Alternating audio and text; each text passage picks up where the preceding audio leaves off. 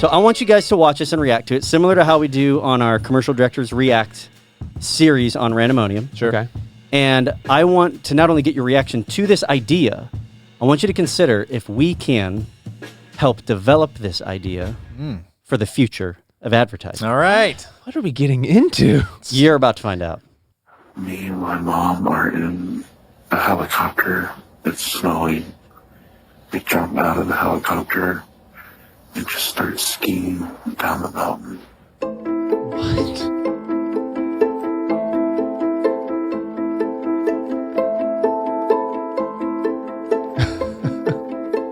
Budweiser. Okay. Do you think it's possible to put a big game commercial in someone's dream? It would be possible. What? Hold on. Are they incepting commercials? What? What are you talking about? This is converging disciplines of science and advertising and the human brain. Elon Musk's behind this, isn't he? He might be. All right. Let's keep What? watching.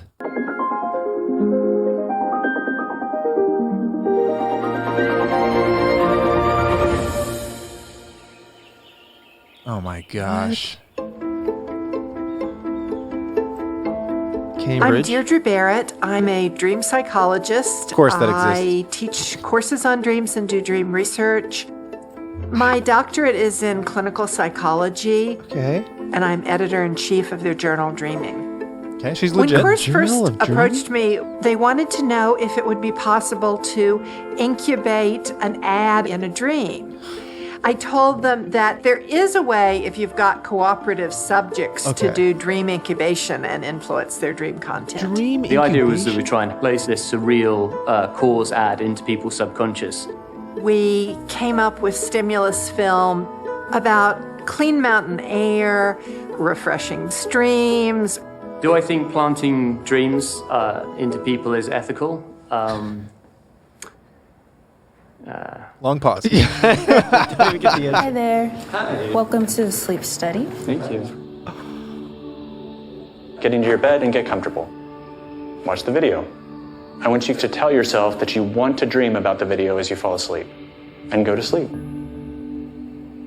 When I see that you're in REM sleep, which is your dream sleep, I want to wake you up during the dream so that you remember the dream. Brandon? Brandon, can you tell me what you were dreaming? I was dreaming about waterfalls. Come on. What? I was walking through snow. I saw some mountains. Are you kidding me? I think it was something to do with Coors and She got the brand name? Pogo Stick or... I have no idea if any other advertisers will choose to ask people to dream their ads in their dreams, I doubt it. but it certainly seems to work. Can we give Coors Light a round of What? applause? Coors Light. I don't know if I should be clapping for this. I think it's brilliant. So you're telling me Inception is real as long as you get a cooperative person? Well, okay, all ethics aside. Come on, let's just put the ethics aside. But for a the second. ethics is, you're going to have to do that in order to talk about this. Can we Okay. at least agree that this is merging one of our favorite movies, Inception, Yeah. with kind of what we do, advertising, Yep. and doing it in ways that are completely unconventional and Oh. and weird and wild. Yeah. Do you think that in any way, shape, or form, because this is something that is even plausible, and this is why I'm asking that, Danny, I've been dreaming about you a lot lately. Really? And John, you've been there too. It's because we're around each other all the time. Yeah. And not only whenever we're in the office, we're talking about every aspect of what we do, but we're texting at night. So why not do the same thing with a brand or with an ad? Now, go with me here. What if you could voluntarily sign up for this Right. to go to sleep and watch ads in your sleep in exchange for ad-free experiences when you're awake? I would It's do not a that. bad idea. See, now I was going to go a different route. What if instead of making the primary focus ads, the primary focus is we're going to help you dream specific kinds of dreams. And in those, you do ad placements like you would in a movie. Like it's integrated. It's product integration. Sure. So I think that would be a way, because you could get a ton of people to just sign up to be like, oh, I'm going to download this app that's going to show me a bunch of visuals before I go to sleep to give me a really cool dream. And then maybe the point is like to have a shared dream experience with people.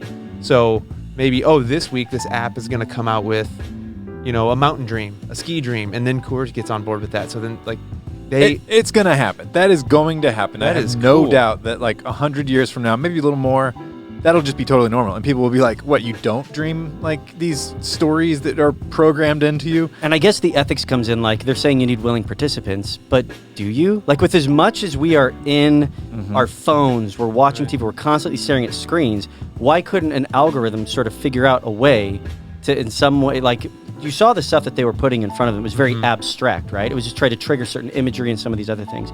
So I feel like it's doable, and why wouldn't a company try to do that if if they're partnering with some sort of a platform like YouTube or something and working with their algorithms? A third of our life is asleep. Yeah. That is a huge too much opportunity for advertisers to just try to figure out how to get their ads in front of. That's a blue ocean, as they say. It's wide open space for advertisers to get in front of us even more. I think, though, I think it's probably tied to something like hypnosis. Like, I'm no dream psychologist or whatever that. He's not? Whatever that woman was. Last I that checked. quack. All right. At Cambridge. No, but like I do know with hypnosis, not everybody can be hypnotized, and one of the keys is a willingness to, like, a brain that is prone to being willing to take suggestion. That's why in a hypnosis show, like, they ask the audience to raise their hands a few times. They judge who raised their hand the higher based off of who's open to suggestion, and that's why that's the people they choose for volunteers. So it's probably something to do with that. Like, it's not even possible. That's probably why she made that point. Not yet. Maybe not yet. Remember when flight wasn't possible like 100 years ago? Sure. And now we have not only airplanes, but rockets and... We talk all the time about the news that we follow. Well, it's obviously we're being served the news that we typically click on because news articles and videos are tied to advertisers. So this is not very many steps removed from that whole concept. Let's put that aside for a second and just look at it from an advertising standpoint.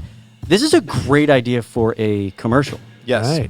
It's long. Like, obviously, there's a long-form commercial, but I'm a little bit surprised that I didn't hear about this because this is a strong, interesting, intriguing idea. Yeah. It's a creative ad in and of itself, even if this technology never really gains support or traction or whatever, even if it doesn't really become possible widely.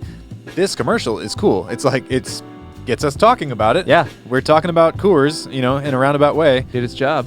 Like, and not only that, I'll tell people about this. Totally. They'll watch it. They'll see the Coors logo. So I think we should try this.